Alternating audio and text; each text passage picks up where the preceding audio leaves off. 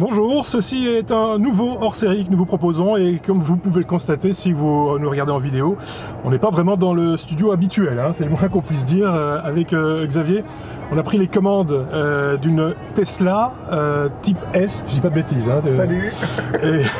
C'est la Tesla Model S P90D. P90D, c'est une des plus puissantes je pense. C'est la plus puissante avec voilà. toutes les options. Donc j'irai chercher mes dents dans le coffre dès qu'on sera arrêté.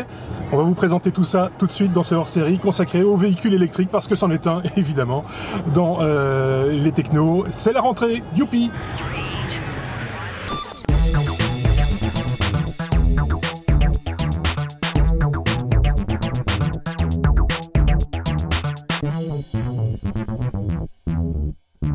Et donc pour parler de cette voiture, de la Tesla, on a avec nous un spécialiste, on va dire ça comme ça, notre confident Tesla.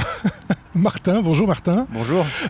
Bienvenue chez les Technos. Merci. Alors toi tu es un utilisateur Tesla, un utilisateur averti puisque tu es membre également d'une association de, on va dire quoi, de propriétaires de Tesla heureux. Tout à fait, on a en fait une ASBL qui regroupe un peu plus de 2000 abonnés, 2000 membres, qui s'appelle en fait le Tesla Owners Club Belgium. Donc on ne représente absolument pas la marque, mais en fait les ambassadeurs, on va dire, les différents avocats pour la marque, et on fédère une communauté en fait, comme vous faites de votre côté, pour promouvoir l'utilisation de l'électricité et surtout serrer les coudes pour montrer les types, les trucs et astuces et les différentes choses qu'il faut savoir lorsqu'on acquiert une voiture électrique. Ouais. C'est un peu élitiste, non, comme club? Pas du tout, c'est tout à fait ouvert. Donc notre club est tout à fait ouvert, il n'y a pas de membres, il n'y a pas de cotisation, n'importe qui peut venir. La plupart des gens ont une Tesla, un Model X qui a été commandé, soit un Model S, soit un Roadster. On a un pourcentage qui reste relativement anecdotique de gens qui sont simplement des fans, mais ces fans en fait attendent le Model 3 par exemple. Donc ils sont là, mais pas du tout. Donc il n'y a pas de droit d'entrée, tous nos événements sont gratuits, vous pouvez venir chez nous tous les premiers mardis du mois, on s'éclate, on s'amuse, et c'est vraiment une communauté à la bonne franquette. Donc on ne vend absolument rien, on s'amuse. On mettra le lien évidemment vers votre site, etc. Venez nous voir. Et je pense qu'il y a plein d'informations utiles aussi pour les utilisateurs Tesla, mais qui peuvent aussi servir aux autres utilisateurs de véhicules électriques en fait. Hein, tout à fait, notamment concernant les recharges, on a créé un tableau de synthèse qui reprend les différents modes de charge qu'on peut utiliser avec une voiture électrique. Donc... Vous l'avez remarqué, avec nous, on a nos deux petits camarades, Xavier et Marc, qui ont tous deux testé pendant de longues heures cette voiture. Pas assez, évidemment, c'est jamais assez, des allers-retours, de la route, de la ville. Première impression, peut-être Marc Want non, want. Non, allez, c'est un peu caricatural. Non, c'est la deuxième fois que j'en teste une en fait, la troisième fois même, mais la première fois que j'en teste une sur une aussi longue période. Donc je l'ai eu depuis hier matin jusque ce matin où j'ai fait le handover à Xavier. Voilà, on a eu la chance d'avoir entre les mains la toute grosse Tesla, donc la P90D équipée du fameux mode Ludicrous. Moi j'appelle ça le mode retrait de permis. C'est vraiment ça, des trucs qui vous garantissent chronométrer, montre en main, des accélérations de 0 à 100 en 3 secondes et demie. C'est assez bluffant. Hein. C'est bluffant, on se prend un G et demi dans la figure. C'est une sensation que je peux recommander à tout le monde, c'est jouissif. Sinon c'est une voiture très agréable à conduire, très souple, très fiable, très sécurisante, même si cela se fait au niveau général au détriment d'une certaine, allez, on va dire, d'entrée de jeu, quitte à fâcher tout le monde, qualité de finition et de fabrication, qui la met hélas un peu en porte-à-faux par rapport aux marques avec lesquelles elle est censée être en compétition, comme par exemple BMW, Mercedes, etc. Vu quand même vu le prix sur un positionnement relativement haut de gamme, comme j'en discutais avec Martin juste à l'époque, juste au moment, le modèle que nous avons entre les mains, full option, peut monter à plus de 150 000 €. Ça fait quand même pas du budget pour monsieur tout le monde, et donc quand on arrive à ce genre de somme pour une voiture, c'est un petit appartement, un gros appartement, même dans certains quartiers. On est en droit, je pense, d'attendre une qualité de fabrication relativement irréprochable. Or, ici, il y a quand même, voilà, c'est des petits détails. Ça n'entache en rien le plaisir de la conduite et le côté technologique qui est absolument bluffant. Mais voilà, c'était un petit... Voilà. Très honnêtement, les technos, on n'est pas vraiment un podcast qui parle d'auto et de finition de voiture et de belles coutures et de choses du genre. On va plutôt parler technologie, mais c'est bien aussi de le signaler. C'est une voiture très américaine, en fait, dans dans son style, dans sa finition, Martin? Elle est très américaine, mais ce qu'il faut également regarder, c'est que c'est une voiture récente, donc avec une entreprise récente. Donc forcément, ils ne sont pas parfaits partout. Et ils ne le seront jamais comme tout le monde. On n'est jamais parfait. Voilà. Par contre, moi je suis entièrement d'accord, la finition peut éventuellement être améliorable. On peut faire des améliorations, etc. Mais à charge ou à décharge de Tesla, ils ont toujours été ouverts pour faire des corrections qui étaient en fait entre guillemets imposées. Donc si tu as un couinement, si tu as des choses qui sont un peu, ta porte qui ne ferme pas correctement de 2 mm, ils vont le faire. Tu prends rendez-vous, tu passes, ils vont le faire. Par contre, c'est vrai qu'il y a des produits de finition comme par exemple les plastiques, etc. Mais je veux dire, ça devient un petit peu, on va dire, c'est pas la priorité quand tu achètes la voiture. Tu le sais que ça vient entre guillemets en point faible, enfin faible, faut pas exagérer, mais que ça devient un point perfectible. Mais voilà, mais c'est vrai que j'aurais aimé avoir, pour pas citer de marque, des Allemandes avec le niveau de finition là. Et c'est même tant mieux parce que ça veut dire que Tesla a du mouron à se faire le jour où on a ces grandes marques qui viennent sur le marché électrique. Et donc la compétition est saine. Absolument. Et je les invite toujours, lorsqu'on rencontre les ingénieurs, à se botter les fesses pour essayer d'améliorer effectivement la qualité interne. C'est le client qui gagnera. Oui, Xavier, même constat, hein, la souplesse de conduite. Alors effectivement, c'est un véhicule qui est très gai à conduire, c'est très souple, on n'a pas ces à-coups qu'on a avec les vitesses. Moi, je suis d'autant plus impressionné que j'ai pas d'automatique, donc c'est vraiment très très souple à conduire. On a évidemment testé le mode autopilote et c'est très agréable de sentir dans le volant ce que le véhicule veut faire. On a des indications à l'écran, enfin sur le panneau de contrôle. Le véhicule reconnaît bien les autres véhicules, on distingue si c'est une voiture, un camion, etc. On voit ce que les véhicules vont faire et c'est... Bon, on sent qu'il y a des petites améliorations, donc par moment il faut apprendre à faire confiance. C'est ce que j'allais dire, c'est qu'à un moment donné, enfin moi en tant que passager sachant conduire, déjà quand j'ai quelqu'un à côté de moi, et je pense que tout le monde est dans le cas, quelqu'un à côté de vous conduit, vous avez un peu les pieds qui bougent tout seuls et on a envie d'un petit peu agir sur la voiture. Ici il faut laisser faire confiance à la machine. On a eu le cas à un moment donné où il s'est rapproché de la ligne blanche de la deuxième bande où on s'est dit oulala, on va partir dans le décor. On a vite repris la main parce qu'on n'a pas fait confiance jusqu'au bout. On aurait dû. Mais en fait, tu as toujours la main. Donc c'est comme pour un avion de ligne où les pilotes vont en fait renseigner des informations, des inputs dans les tableaux de bord et dans les différents ordinateurs de bord. Tu as toujours la main. D'ailleurs, Tesla le met toujours au départ. Tu dois en fait garder une main et un contrôle. Donc ne pas regarder la télévision sur ta tablette ou piquer un somme comme on voit ces imbéciles sur Internet. C'est une voiture qui est toujours en mode bêta. Donc elle est à avant-garde. Tu as une aide à la conduite. C'est bien une aide. Et c'est pas du tout un pilote automatique comme on met sur un train et qui peut faire 500 km. Donc tu vas toujours être vigilant. Maintenant, tu as une confiance relative et il faut oublier que moi je suis un informaticien à la base où je travaille dans l'IT. Aucun système n'est en fait parfait parce qu'à la base, il est pondu par des gens comme nous. Donc on a toujours nos faiblesses. Tout est perfectible. Donc voilà, tout est perfectible et comme tu dis de temps en temps, la voiture est top, mais le revêtement au sol n'est pas top. Donc tu as une ligne blanche parce que ces imbéciles n'ont pas fait une ligne continue. La voiture, elle va simplement investiguer les paramètres qu'elle a à un moment donné. C'est comme dans les crashs aériens. Il y a un truc qui a merdé parce que il y avait un paramètre qui n'était pas complet. Donc l'utilisateur, le pilote sont toujours derrière le volant à regarder. Donc voilà, c'est une aide. Plein de références à l'aéronautique, c'est aussi ta marotte, hein, il faut bien. J'aime bien aussi les avions. On a parlé de l'accélération, c'est assez violent aussi comme réaction. Enfin, on n'a pas ça avec des moteurs à explosion, de telles accélérations aussi brutales. Tu peux en avoir, mais donc d'abord, il faut, c'est comme les bonnes bières, brassées avec sagesse, il faut dire que sur les routes, il faut également, on va dire, démarrer de manière saine et correcte, mais sur les circuits fermés par exemple, ou en Allemagne, j'ai le plaisir de travailler en Allemagne pour le moment, tu es sur la 4, tu peux faire des accélérations qui sont phénoménales.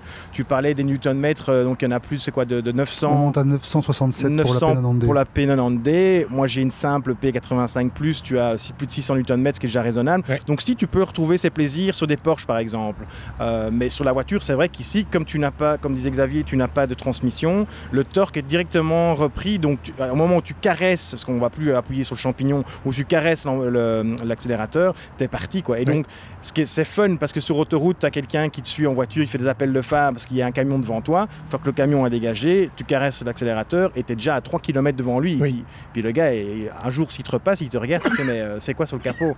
Puis tu ouvres le capot, il n'y a pas de moteur. Donc voilà, ça existe déjà, mais c'est vrai qu'il n'y a pas de transmission, donc tu n'as pas cette perte de temps et d'énergie dans les changements. Chaque accélération, et c'est là qu'il faut être un petit peu souple aussi en conduite, chaque accélération, ça veut dire aussi moins d'autonomie derrière. Oui, mais bon, à partir du moment où tu sais où tu vas, à partir du moment où tu connais ta route, etc., l'autonomie ne m'inquiéterait pas davantage. Ce qui m'inquiéterait davantage, c'est les pneus. Parce que les pneus deviennent inconsommables. C'est la seule chose qu'on va changer sur la voiture.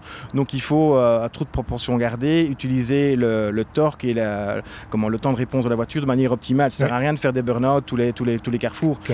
Donc voilà, donc je travaille en Allemagne, j'ai 2h15 de route. J'arrive toujours avec une OMI de 100 km restante. Et donc là, forcément, je me fais plaisir en Allemagne parce que je connais ma route maintenant et je sais qu'il y a un chargeur à 20 km du bureau. Et quand bien même il n'y en aurait pas, je pourrais charger normalement. Bien planifier son parcours, c'est important aussi, pour être toujours à portée d'un chargeur. Oui et non, c'est comme des plans de vol. On revient à l'aéronautique, c'est comme un plan de vol. Il te faut un plan A, un plan B, un plan C.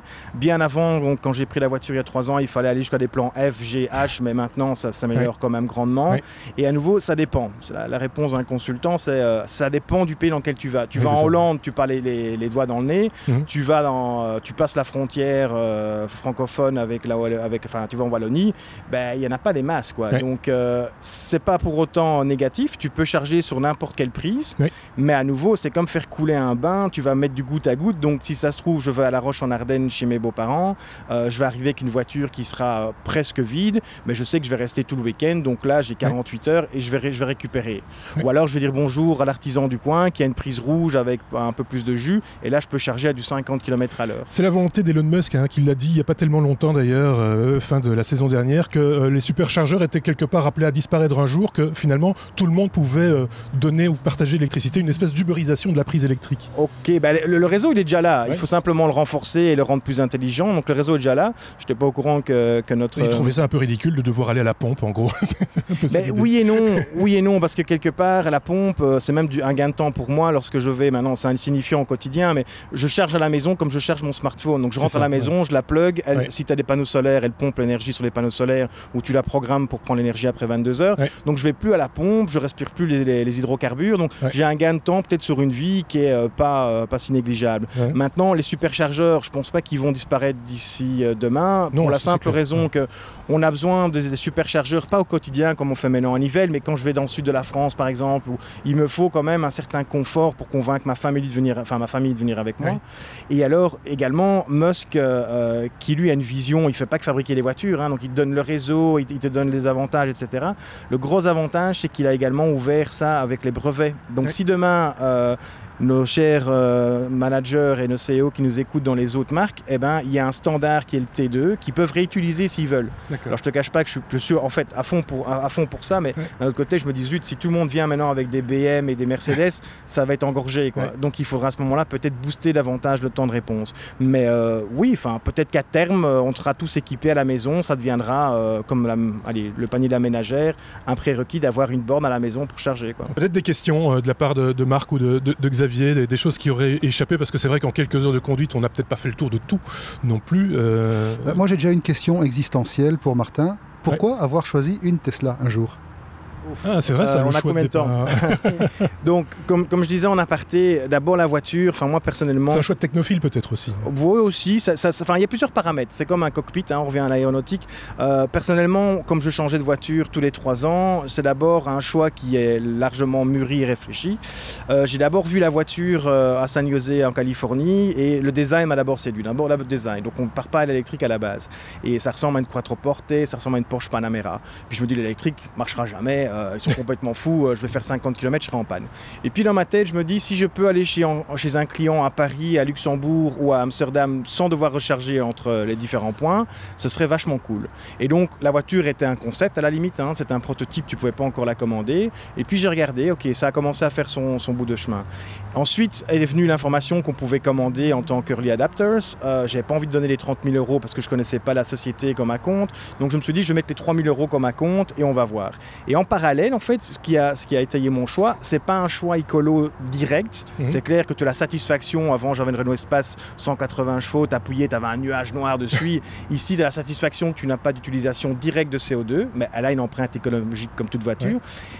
Malheureusement, en Europe et en Belgique, c'est que tu as des avantages fiscaux pour les entrepreneurs ou pour les gens qui ont une entreprise. Donc pour le moment, un peu comme on avait avant avec les utilitaires, tout le monde s'est rué sur les utilitaires et les voitures de luxe parce que c'était immatriculé en utilitaire. Pour le moment, comme c'est avant-garde, on a en fait une déductibilité de 120% au niveau fédéral pour les entreprises.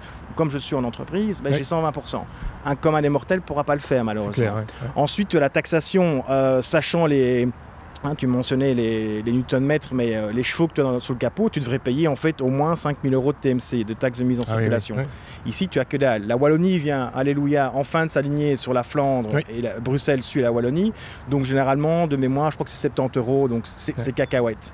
Ensuite, qu'est-ce que tu as? Tu avais des aides pour installer une borne chez toi à la maison. Moi, du côté flamand, je pense que c'est épuisé maintenant, mais j'ai reçu une aide pour en fait mettre mon installation à jour. Donc quelque part, c'est intéressant derrière. Et puis donc tu vois, donc fiscalement, design, tu as, comme tu disais, le geek, tu arrives chez un client, tu arrives chez des copains, c'est comme avoir les premiers iPhones que j'ai ramenés en 2008 de Floride.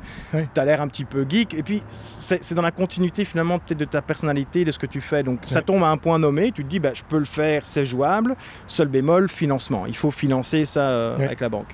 La banque suit sur ce genre de... La banque suit si tu connais bien ton banquier, mais finalement c'est un produit comme un autre. Donc si tu amènes les garanties qu'il faut et qu'ils voient que tu es sain d'esprit, voilà. Maintenant c'est un prêt peut-être pas sur 3 ans, je l'ai fait un peu plus long parce que forcément comme tu dis, les options viennent etc. Et l'offre et la demande, comme il y a pas beaucoup de demandes peut-être pour le moment, enfin pas assez, le problème c'est que le prix reste assez élitiste. On a bien fait d'enregistrer ce podcast à la Toussaint du mois d'août. Le temps est en train de changer. S'il y a encore une question primordiale, quelque chose qui vous aurait échappé l'un à l'autre, Xavier, Marc, point de vue technologique, moi j'ai trouvé que tout est assez intuitif. On a cette console centrale qui est vraiment facile à utiliser avec tous les premières fonctionnalités qui sont à portée de doigt. Une espèce d'énorme iPad.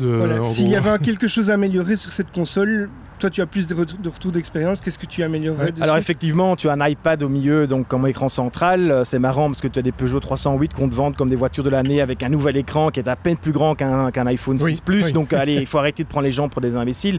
S'il y avait une chose qu'on pourrait améliorer, je pense que tout est là dans la voiture, donc elle est connectée à Internet, ce qui serait vraiment bien, et à nouveau on attend Elon depuis plus de 2 ans sur le sujet, il nous avait promis que ça arriverait, mais il change quand même de positionnement, c'est un SDK, c'est un Software Development Kit, parce que par exemple, je suis encore obligé de regarder pas on s'en fout des marques, mais de Oise, Coyote, etc.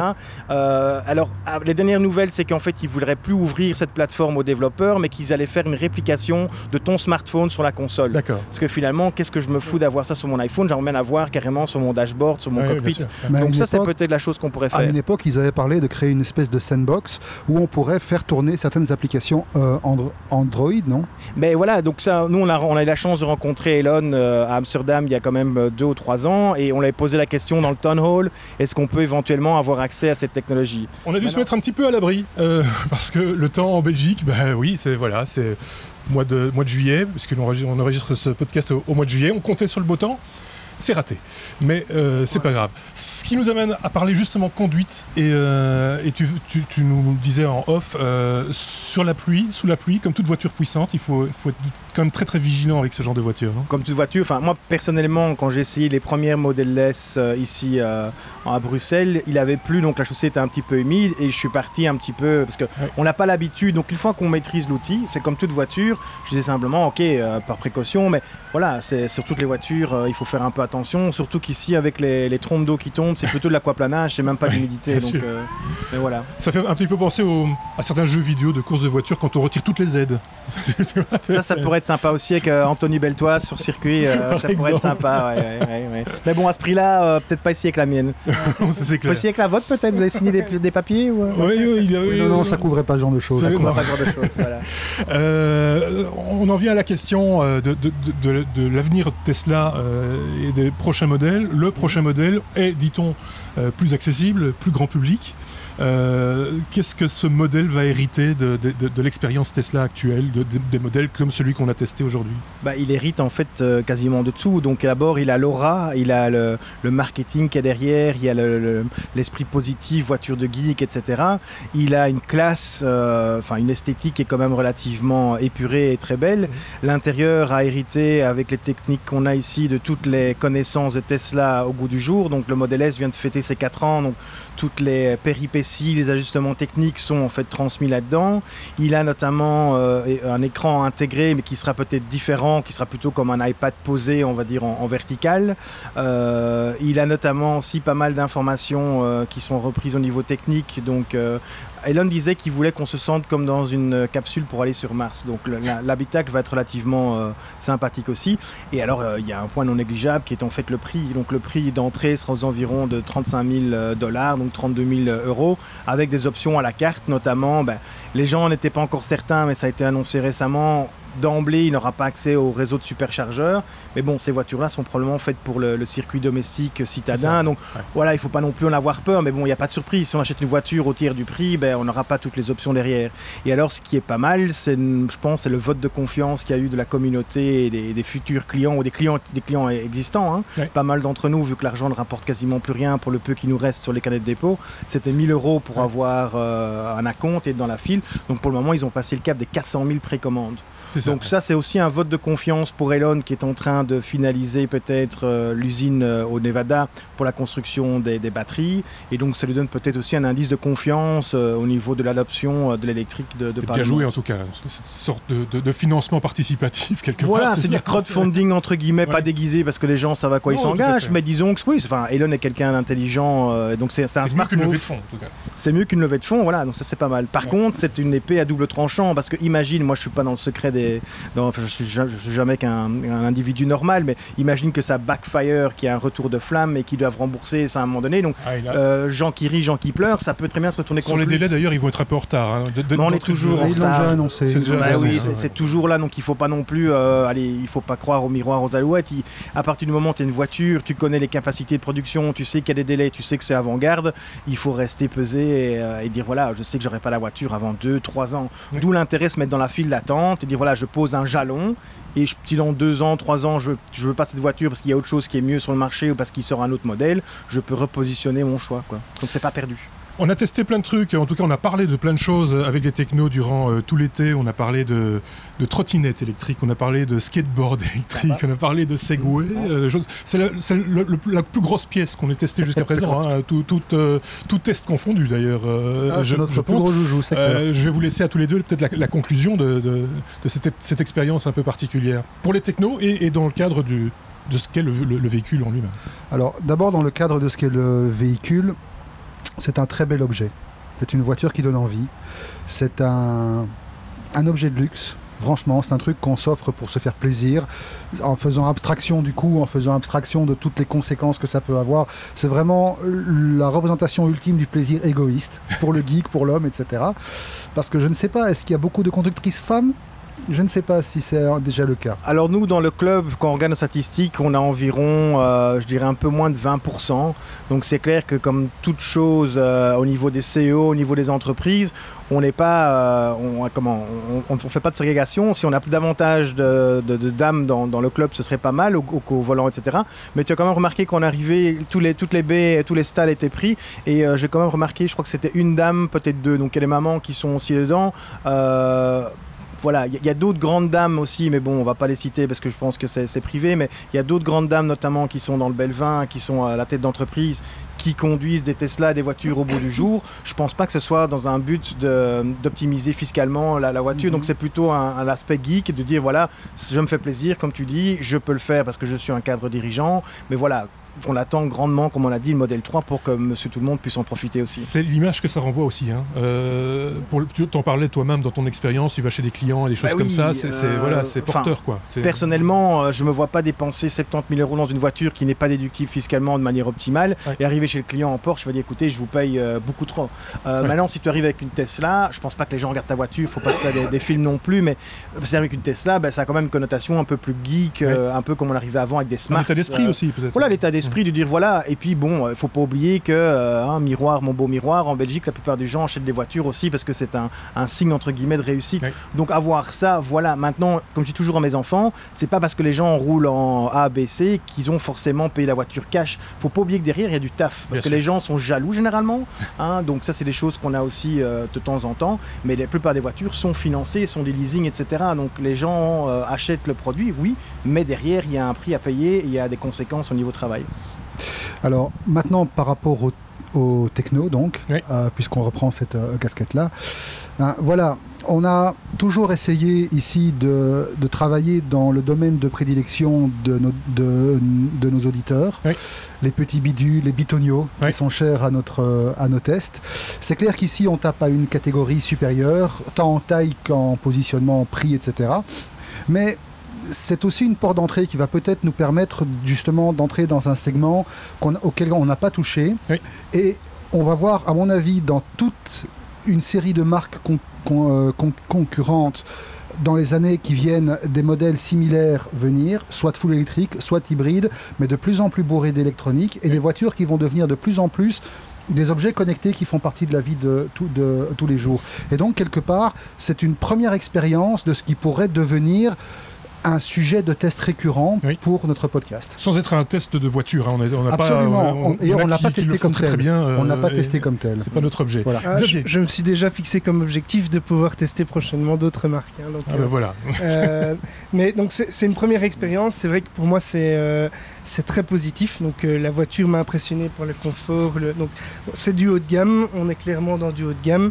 Le côté gadgets pour moi est vraiment bien géré, donc on a des choses qui sont vraiment utiles à portée de main. Le prix, effectivement, en Belgique, on a cet aspect déductibilité fiscale qui fait que cette voiture est encore limitée pour un grand nombre à des entrepreneurs qui peuvent déduire cette voiture fiscalement, donc qui sait, peut-être un jour. Mais pour moi, c'est un premier test et je suis impatient de pouvoir tester d'autres modèles full électriques pour pouvoir comparer. Il en existe déjà une pléthore, donc on ne fait absolument pas de publicité ni rien du tout. Comme tu dis, c'est le NEC le plus ultra. Mais aujourd'hui, la Tesla est suivie de près, par exemple, par des modèles comme Nissan, comme la Leaf, comme la Zoé. Donc toutes ces voitures-là, si on prend un modèle ou un marché de référence qui est la Norvège, pour les gens qui font des trajets au quotidien, c'est largement suffisant. La Tesla également est ouverte au marché. Elon Musk et son équipe baissent quasiment presque tous les mois, toutes les semaines, les prix. Donc en fait, ils vont vous vendre des modèles supérieurs, mais bridés, un peu comme quand on fait du chip tuning sur nos voitures classiques. C'est ça. Donc tu peux déjà avoir une voiture entre guillemets à partir de 65-70 000 euros, mais voilà, donc comme tu dis, voiture passion, on ajoute des options et c'est ça qui fait peser le truc derrière. Mais voilà, Coricoco, pour la Belgique, on va avoir l'Audi également. Donc ça c'est bon aussi pour le business, pour nos peers, nos citoyens ici en Belgique. La Q5 ou la Q7 et les full électriques sera reprise à l'usine de Forêt. Oui, à Forêt, commune bruxelloise. Je le dis parce qu'on a aussi pas mal d'auditeurs français, évidemment. On a fait pas mal de références à la Belgique sur le coup ici parce que c'est le territoire qu'on connaît le mieux. Si vous avez une expérience d'ailleurs dans ce domaine par rapport à la Tesla ou aux véhicules électriques, n'hésitez pas à nous en faire part.